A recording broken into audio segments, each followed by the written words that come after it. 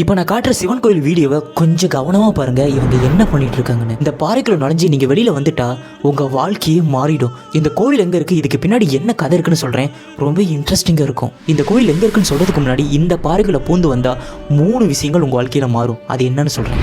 முதல்ல பாவ விமோச்சனம். இந்த பாறைக்குள்ள பூந்து மறுபாதையும் வெளியே வந்துட்டிங்கன்னா உங்கள் வாழ்க்கையில் நீங்கள் தெரியாமல் செஞ்ச பாவங்கள் எல்லாமே உங்களை விட்டு போயிடும். ஆனால் தெரிஞ்ச பாவங்களுக்கு மன்னிப்பே கிடையாது.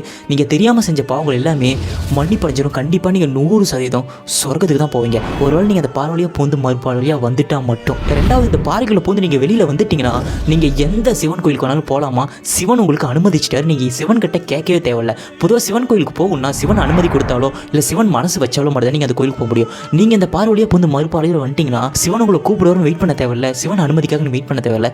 கண்டிப்பாக நீங்களே எல்லா சிவன் கோயிலுக்கும் போகலாங்க. மூணாவது, இந்த பாறையில் நீங்கள் வெளியில் வந்துட்டிங்கன்னா கண்டிப்பாக உங்களுக்கு மறுபிறவே கிடையாதாமா, டைரெக்டாக மோட்சம் மட்டும்தாம்மா. அடுத்த பிரிவு உங்களுக்கு கண்டிப்பாக கிடையவே கிடையாது. மூணாவது சொன்ன இந்த விஷயத்தை மக்கள் நம்பி தான் அதிக பேர் அந்த பாறைக்குள்ள பூந்து வெளில வராங்க, தனக்கு 2வது பிரிவு வேண்டாம்னு சொல்லி.